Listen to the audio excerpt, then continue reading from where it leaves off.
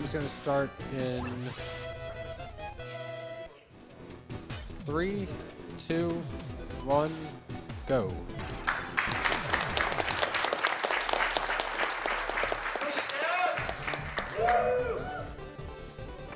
Alright, so Blaster Master Zero, it's a reboot of the original game. The first part of this run is going to look very familiar in terms of level layout and design. Since this was a donation incentive character choice, Shantae won, so we're playing with Shantae. Inside of the tank, all the characters control pretty identically. Outside of the tank, they are drastically different though, so a lot of different routes between the characters, a lot of different boss strats. Yeah, otherwise, the only real difference with Shantae and the tank is the tank's purple. That's what you get. Yeah, so this actually, this was DLC that was released right around SGDQ, and Dragoon and Scavenger and I had a blind 100% race of it. It was a lot of fun. Got to discover all of this fun speed tech on the fly. So any of you guys that are familiar with Shantae might already notice the familiar transformations from her series. A lot of the DLC characters play very true to their original characters from their respective game series. Yeah, so you'll see him using this a lot just because it's faster and also you're invincible while you're doing it. And it does damage too, although I'm pretty sure there's other moves that are more damaging on some things. Well, it's also nice because it breaks the rocks and breaks some breakables that you would need a grenade or whatever normally. So here's the first boss, Mother Brain. Very similar to the other Mother Brain that we see every once in a while, but Typical Blaster Master fashion, we're already glitching and wrong warping into Metroid. It's okay. Pay no attention. It's not the last time we'll see Mother Brain, though. it's a good one cycle there. Using the thunderclouds to do constant damage to him, whipping him with the hair. And we get our first upgrade in the run, the Hyper Shot. This beefs up our tank's cannon by 100% in terms of damage. It also gives us the ability to kill a wall monster coming up, which is blocking our access to Area 2. It also powers up her hair so that we can break rocks as well. Oh. I thought her hair was just naturally that gnarly. You're gonna see that that hair whip on the next area, in Area 2. It definitely helps them skip a lot of that level by breaking the blocks with the hair. For other characters, we can skip this next upgrade, but for Shantae and some of the other characters, it just doesn't save enough time for it to be useful. And it's really annoying if you do not get that upgrade. Yeah, it's actually faster to just go and get the upgrade. There's two characters that can skip the Area 2 boss, and with the Ikoro, it's faster to just go get the upgrade than it is to skip it. You have to spend a lot of time breaking ice blocks in Area 6, and she doesn't really have a good way of breaking blocks directly above her, so it's just really, really slow. But this path I'm taking right now, this is intended to be like a shortcut through Area 2 later on in the game when you're backtracking through here to get to Area 4. Because we can break open the breakable blocks early, it lets us kind of just skip straight through to the final area of Area 2 here. Yeah, you definitely skip a big chunk of this level. This level goes on for a while when you have to go up and around. Yeah, you probably skip like 3/4 of the stage. Mm.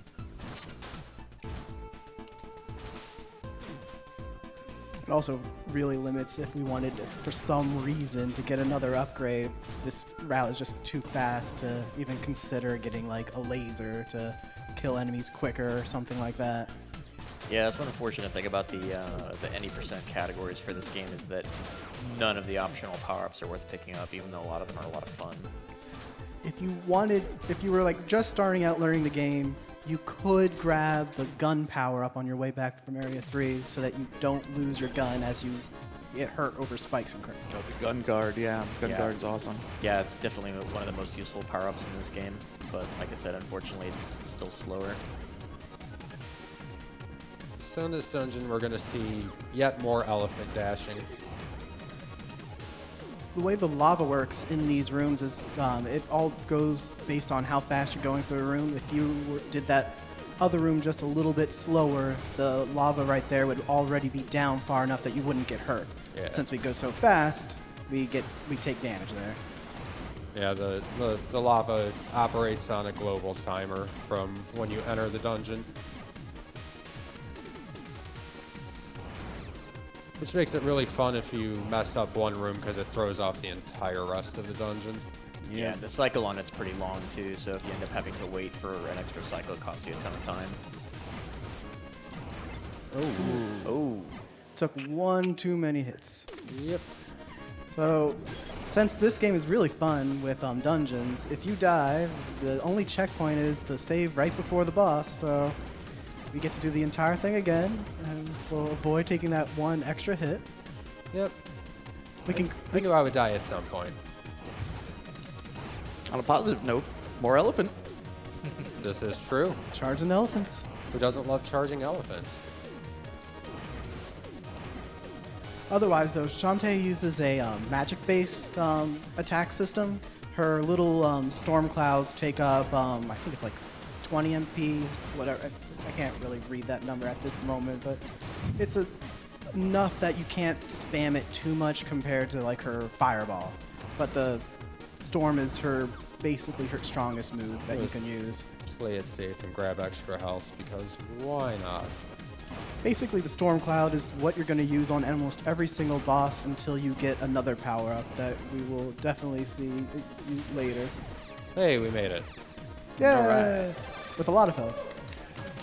So here we are, the next boss, the Fabulous Crabulous.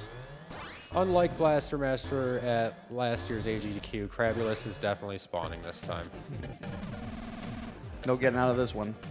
I've never seen any of these bosses not spawn, so that would have been exceedingly interesting if that happened. I mean, I am the one playing right now. Good kill, though. The slime on the ground was slightly unfortunate, but worked out perfectly fine. Yeah, optimally, you want to try to kill this boss with Shantae as close to the top of the room as you can so you don't have to walk to get the crusher shot. But if the boss decides to throw some unfortunate slime piles out, you really don't have a good way of quickly moving while attacking the boss. And that is unfortunately what happened there. That doesn't lose that much time. But obviously, every second counts. I mean, it didn't lose as much time as that death. Hey, I had never done that boss correctly until today. I've never done that boss correctly, so you're already doing better than me.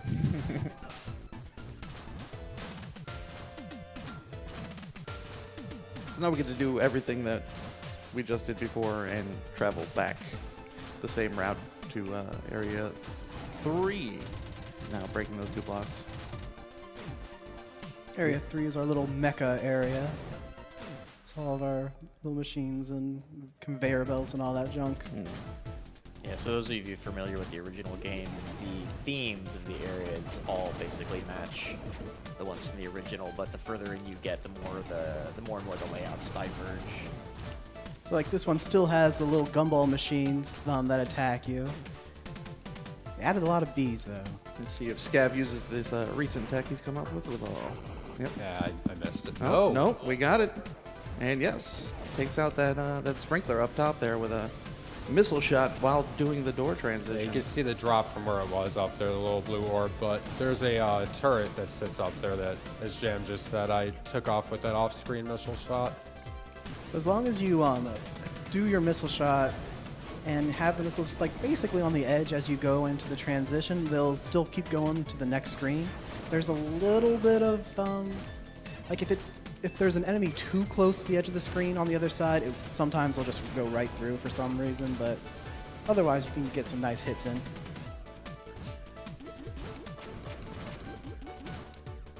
Yeah, so one of the other big differences about this game compared to the original is that your special weapons have that recharging meter.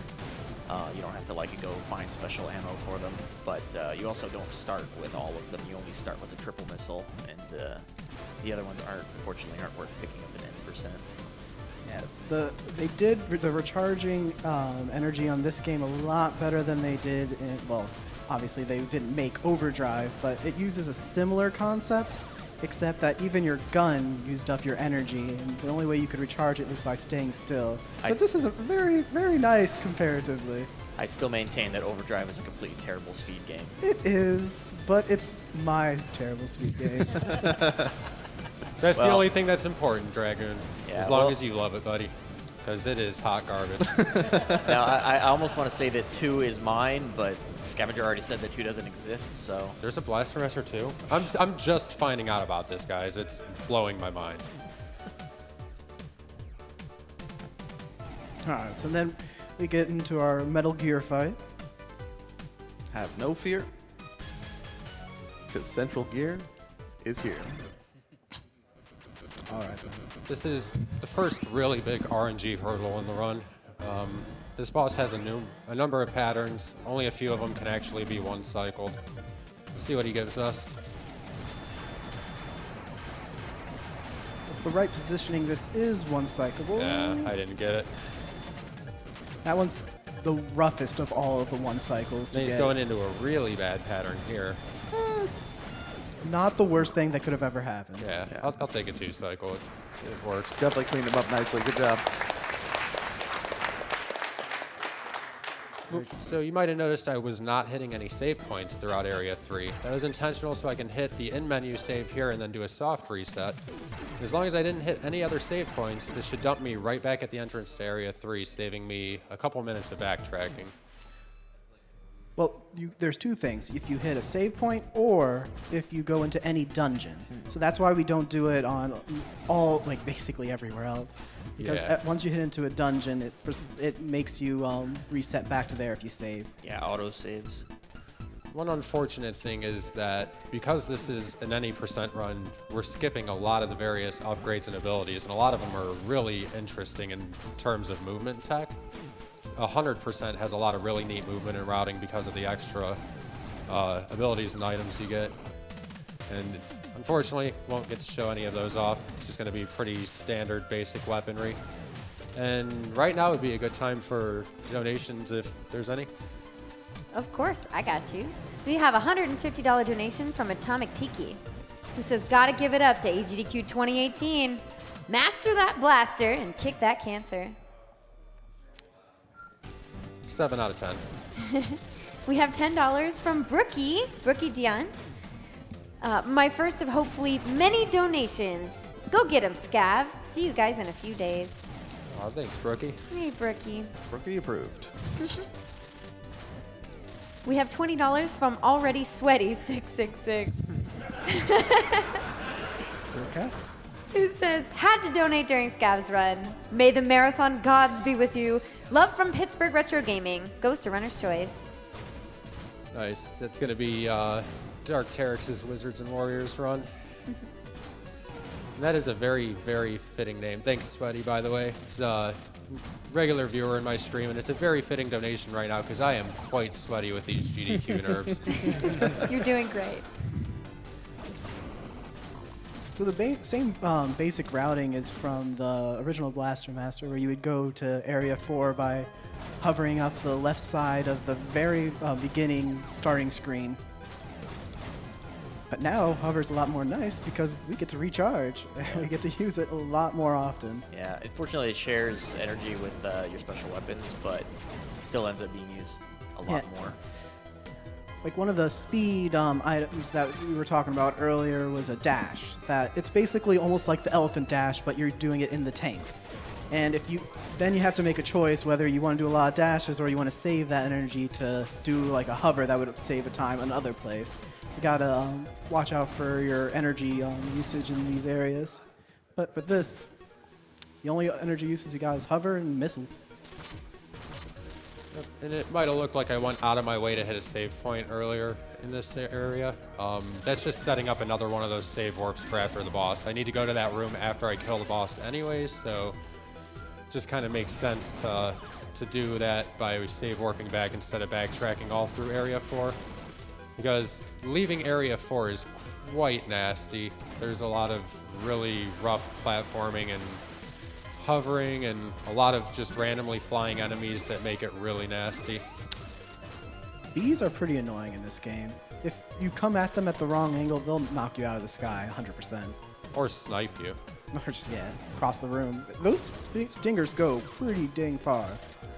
Yeah, they do. Anybody who watched the Harvey Relief Done Quick Marathon caught a really good bee snipe at the end of my run in that.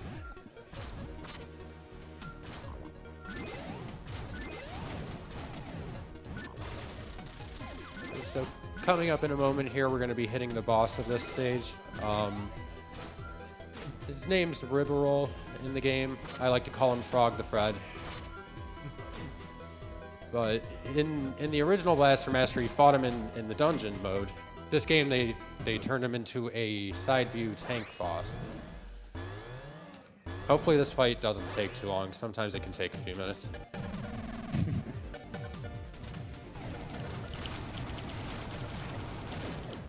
Witness the true power of the tank.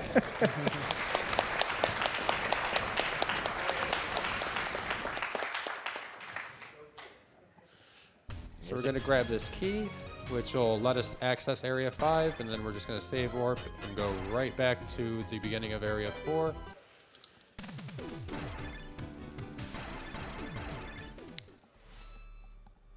This is another spot where a special character can save some time over the normal Jason run. Switching into this monkey. This monkey moves really fast, and also extra characters don't take fall damage. And they can summon the tank wherever they want. So Scap just summoned the tank and made his way across. Normally you have to open that up with that key you just picked up and drive the tank through. I was able to skip that. It's nice. So whenever you hit the retry feature in the menu in this, it refills your health and sub-weapon energy and dumps you back to the closest checkpoint you were at, whether it was the beginning of an area or a save point or the beginning of a dungeon. And I did that here to refill my hover so I could fly over to Squid Baron here and get the Brainy Dance upgrade.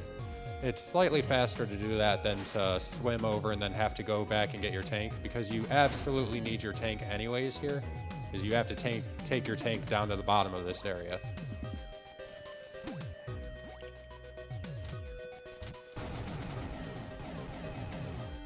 Yes, I believe that's the only technically optional power-up you pick up in this category. It is optional, but at the same time, it's exceedingly useful in just the first dungeon that you get it in. But you definitely, yes, you do not need to get this whatsoever. Yeah, it would just be slower to not get it. And it's easy to not know it's there. Yeah, so as if this game needed any more categories, technically there is a low percent. Not that anyone's tried to run it. No. Or made a category for it. Do not message me asking to create that category, because I will not. Play any percent, you savages. Wow. There you go, a little backward swimming. It's always a little faster.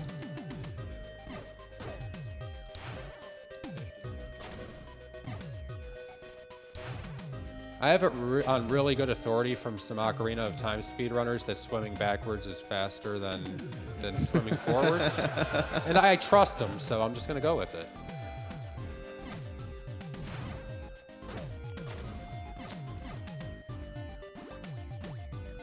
These Metroids are being kind of jerky right now, a little bit. Those are obviously just jellyfish. There is no possible connection with Metroids right there. Not that the fact that there's Metroid-style fly spawners in other parts of the game as well. And the ability to turn into Mother Brain. Technicalities. Spoilers. Sure. He hasn't actually done that yet. Oh. One nice thing about Shantae and actually Shovel Knight is that if you were playing the other characters, they take like 2 damage from any overworld hits. But Shantae and Shovel Knight, I guess mainly because they're melee characters, they only take 1. So it makes overworld a lot safer if you have to be just the character, not your tank. And this is why it was worth picking this up. And it makes Shantae a real half-damage hero. Yes. Great thing about this this transformation, she could just fly right over any body of water just like that. Don't have to wait for the platforms. If you didn't pick up this power-up, you could still save a little bit of time with the elephant. It can charge over water a little. So if you time it right, you can save small amounts of time here and there, but obviously the Mother Brain going over everything is much nicer. In good shape, you're full up on magic.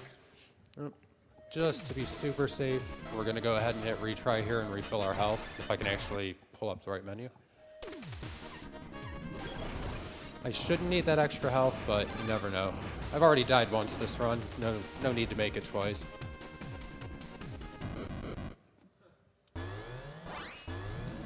Now we have Hard Shell, or as I lovingly call him, Zoidberg.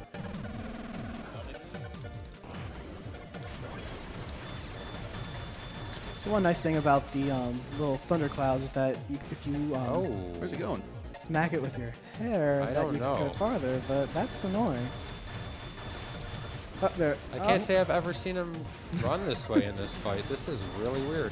All right. Well, Would you say that's never happened before?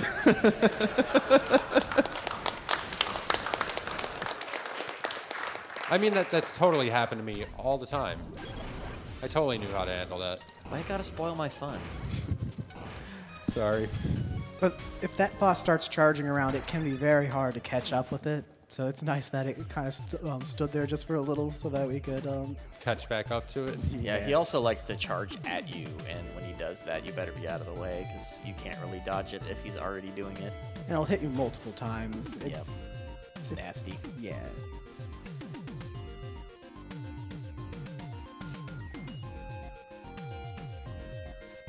Having too much fun with that.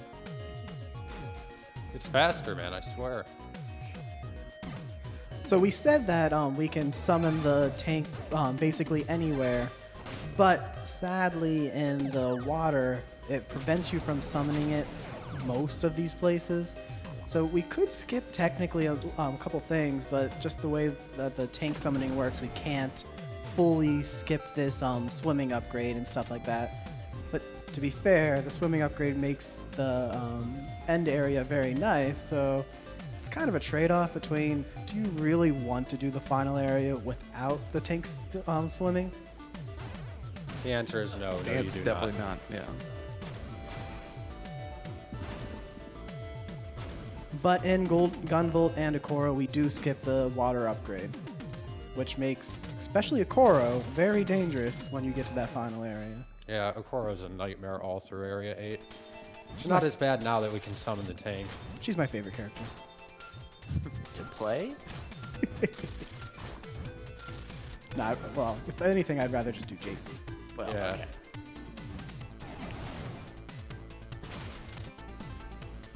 I think this is my favorite song in this game, by the way.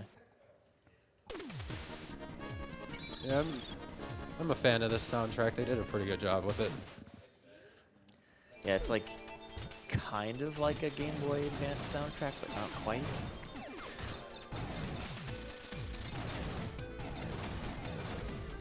I mean, this whole game really just kind of reminds me of a Game Boy Advance title. Overall, I feel like there's no really bad songs in this game. None of them really get as much to me as like the original, but at the same time, there's not one that I can say I hate the song. They're all pretty good. Yeah, even Area 8 actually has a decent song this time around.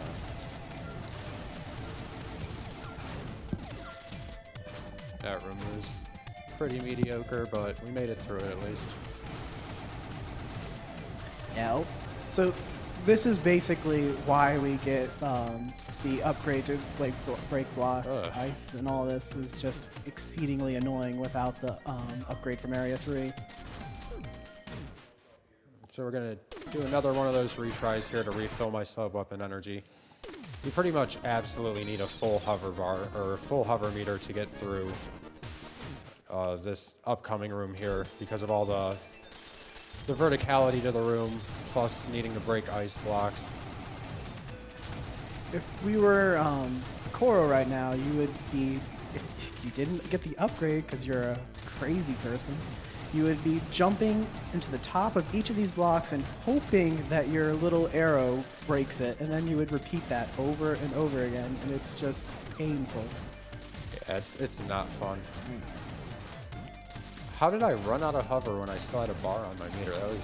That was something special. This game lies. Either that or it just doesn't know how to count.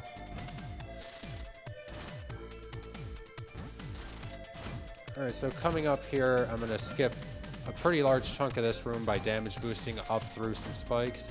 I'm also going to hope to catch this platform. I messed it up. I was hoping to catch that platform before it went back up towards the top. That's okay, though. And this entire area here is very cycle based. If you do things quickly, hopefully you'll get the cycle you want and be able to catch it on the up climbs. Otherwise, you just gotta sit there and wait. Yeah, he's doing a pretty good job at avoiding it, but there are ice physics in here. It's very easy to slip off of things. I'm not going to get this one either, I don't think. Barely, yeah. Oh no! Denied! So yeah, that can happen too. I'm okay with it. I'm impressed by the defensive tenacity of that orb.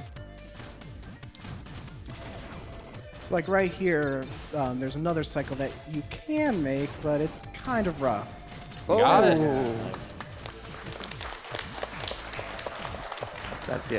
That's terribly difficult. I think you nailed that 0 out of 10 times in practice. So. Yeah, it sounds about right. Try to get an enemy despawn here. Did not get it. Yeah, you can technically despawn that little spawner right there at the bottom, but it's not really an issue. You can dodge them pretty easily. It's just nice that they're not there. With the ice physics, jumping as soon as you hit the ice gives you actual acceleration.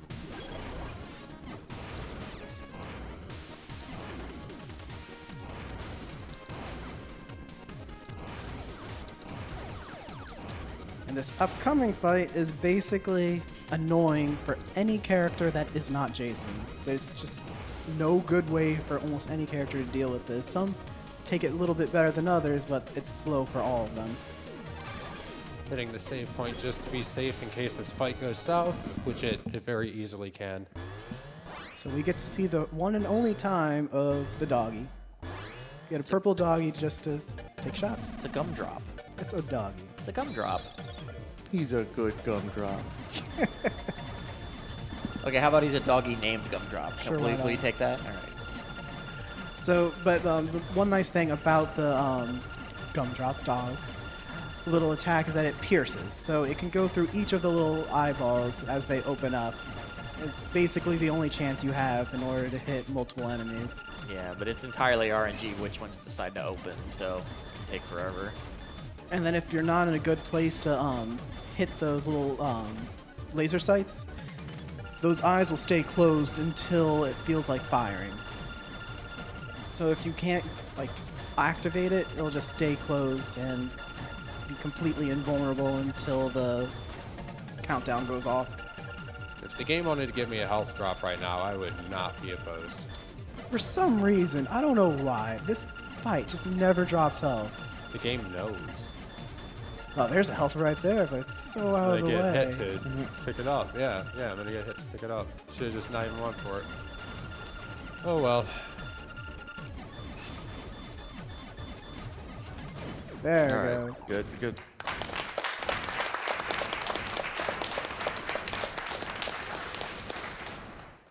Yeah, by far the most annoying fight in the game. And that's still not the slowest character to kill that boss. Actually, I think with the new Gunvolt strat I came up with, she might be the slowest character for that boss. Oh, that's awesome, then. Yeah. It used to be that the like Gunvolt ice boss was basically like it felt like half of the run. Obviously it was not, but it's just it's so painful to get through. Especially in 100% where you had to fight them more than once. That was fun. So we just seen it in action before, but they just picked up the wall climb, and that lets them climb on ceilings and walls. We're going to use that to get to the next area. Yeah, so one big departure from the original now is that normally, well, the original you would go back to Area 2 to get to Area 7, but now he's actually going to go back to Area 3 to get to Area 7. And Right. The wall climber, normally you have to upgrade it twice before it lets you go. Well, in the old, lets you go on ceilings, but in this one, you only have to. There's only one upgrade for both. And you toggle it on and off, which makes it so much better. Yeah, you hold the button to trigger it instead of it just triggering all the time, which does make it a lot more controllable. You don't accidentally fall into pits as often. You can still do it, but it's a lot easier to avoid falling into those fiery pits filled with hell worms, and they just eat you alive. Like those guys right there. So now we've got a lot of backtracking coming up, so if there's any more donations you want to read out, go for it. I'm on it. We have a $100 donation from Scott Michaud. He says, let's start the marathon strong by breaking 125K on day 1. Hopefully we'll set the stage for the later days. We have a $5 donation from Vetri85, who says, my mama beat cancer just like Scav's going to beat Blaster Master Remaster. Hi, Panda and Scav. Thanks, Scott. We also have a $10 donation from Super Juge. My friends introduced me to this last year. Now that I have a job, I'm able to support something I love watching. Can't wait to see how Blaster Master is. We also have a $100 donation from Puffle My Jiggles. That's a great name. Who says, hey all, Puffle here, and I want to give a very special thanks to all that have donated and to the organizers. Shout out to my man, Scavenger216. Thanks, Buffalo. And thanks to everybody donating towards this donation incentive and just donating to this marathon in general. It's definitely very much appreciated by a lot of people, myself included. Over the course of the past year, I've had 2 of my best friends and my stepdad both battling cancer, so it's definitely pretty moving to see so many people contributing to the cause.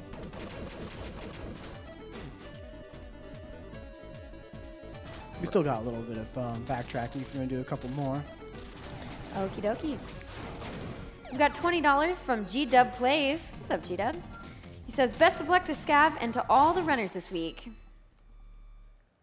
We also have a $20 donation from Vanilla Bear 35. Shout out to the first NES game I ever gave up on as a kid out of pure frustration, Blaster Master.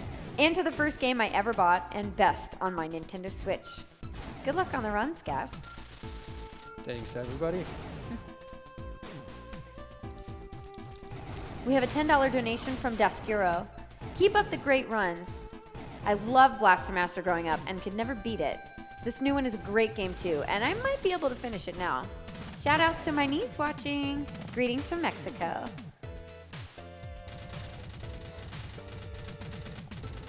We have a $5 donation from Keanu Lookalike. Says, had to donate from my bro Scav. Good luck in the run. Thanks, Kiana. So we're about to go back into Area 3, which is the new way we get to Area 7 compared to the old one, as we as Uranium was talking about earlier. Get one more try at the glitch missile strat too. That's always fun. Hopefully it'll drop us a little bit of health. Well, it doesn't really matter because we usually... Yeah, I'm just gonna hit retry when I get to Area 7 anyways. Play it safe. Oh yeah. Got him. Nailed it. Can't get on the belt though. Those belts are surprisingly difficult to grab onto sometimes. wall upgrade lets us climb this wall and trigger this vertical conveyor belt, which lowers these gates and allows us passage to Area 7. I'm going to go ahead and hit retry here to refill my health because I don't feel safe going through with 3 bars. And this looks very similar to Area 7 from the original Blaster Master, but there's definitely some changes. They added a lot of stealth elements to this iteration of it. Anything you see with kind of like a spotlight coming off of it, if I get seen by that spotlight, everything in the room will just try to assault me. So it's like stealth optional. Yeah, for a lot of these spotlights, I'm going to be intentionally triggering them and trying to take out the enemies that tries to trap me with right away with a volley of the 3-way missiles. Sadly, we don't have the dash attack. So like right here, we can take out those with the 3 missiles, but then we have to slowly kill each of those. But the dash is nice that you can kill each one instantly. So here we are in a Minecraft room. Gonna make our way down, looking for diamonds.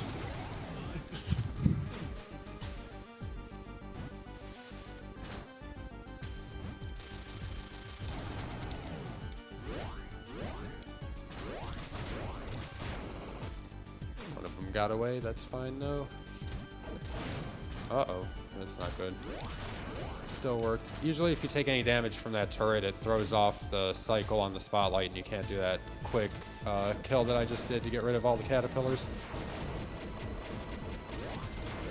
So we used to try to take this room a couple different ways, like trying to be smart about our movement, not triggering the light bulbs, whatever. But then we realized all you have to do is hold right, and then you basically have the best pattern you can possibly get. Yeah, it just took Dragoon getting frustrated with the game one day and going, let's see what happens if I just hold right the whole time. And yeah, it worked really well. This is also possibly one of my least, well, in the any percent run, this is my least favorite dungeon in the entire game. No arguments Ooh, there. sick. That was so close. Good job. Yeah, Getting spotted early in this dungeon is an instant death sentence. I'm good now. That's kind of where I actually wanted to be spotted at, but any earlier than that and I would probably be dead. Yeah, those guys take a ton of shots to kill, and every single one of them starts chasing you if even one of them sees you, so it's really dangerous. In the 100%, there's a exceedingly large room that has that mechanic, and that one is just painful if you get spotted in. But if you do it 100% Shantae, it's one of the easiest dungeons in the game because she can fly across lava. So anybody familiar with the original game might remember the awesome looking boss that was on the cover of the NES cartridge. I'm fighting him right now. They kind of turned him into a side view boss in this and kind of changed his art style a little bit. I'm a fan of the design choice there. Wow, the skeleton boss being trolly though. That was close, Yeah, almost yeah. killed you, geez. Good job, though. So we're probably gonna get another retry in the next screen, Oh yeah. which is actually really nice in the first place to have all the hover you can to get in. Again, it would help if I actually pulled up the right menus. Menuing is hard. Oh yeah. So this is the final and, in my opinion, the hardest area in the game.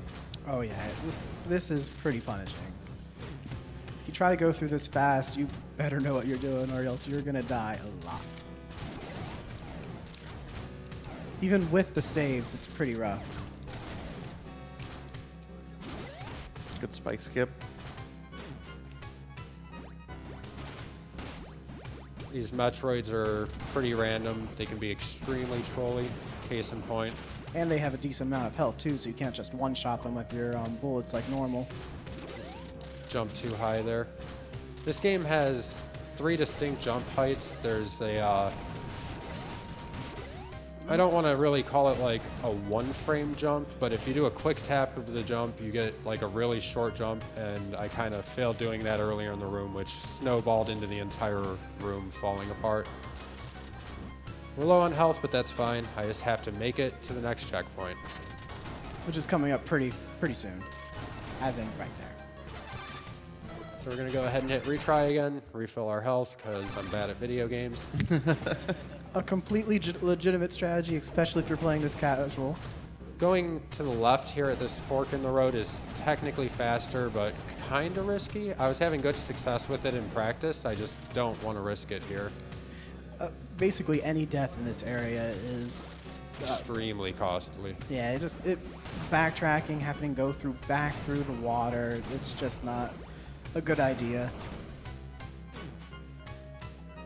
And going this way allows you to hit this save, which gives you a little bit extra safety as well. Otherwise, we would miss it. And if we took a death in these next two screens, which is very easy, it would be much worse. Because they put the bees at possibly the most annoying intervals they possibly could. Yeah, the bees in the original game were basically just kind of there. But here they're snipers.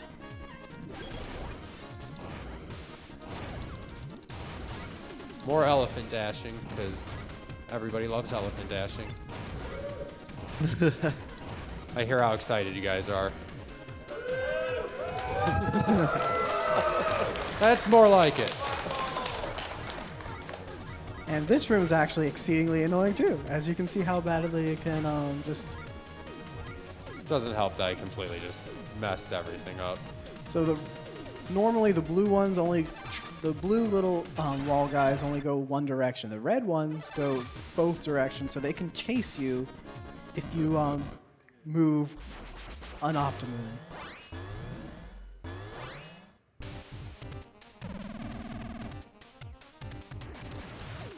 Really fun strat with this boss, throwing out a few thunderclouds and then switching directly to Mother Brain. Moving back and staying in the middle there actually lines up an antibody cell right in the center, so you can just spam that attack and take him out quickly.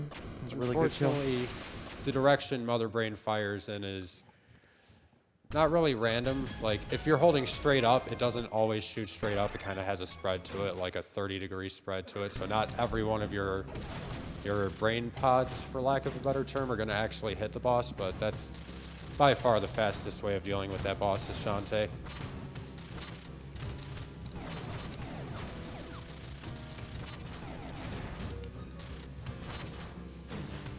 The only slightly annoying thing about the animal upgrades is that, just like in the real game, you can't use any of your other magics while you're in it. So you can't use your thunderclouds at the same time as the Mother Brain attack.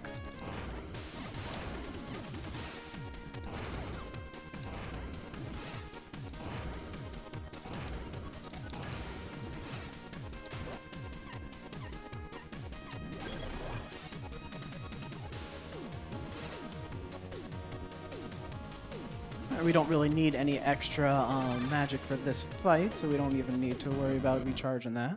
I just have to not get hit at all, because any damage on this first phase will make the second phase very unlikely to survive.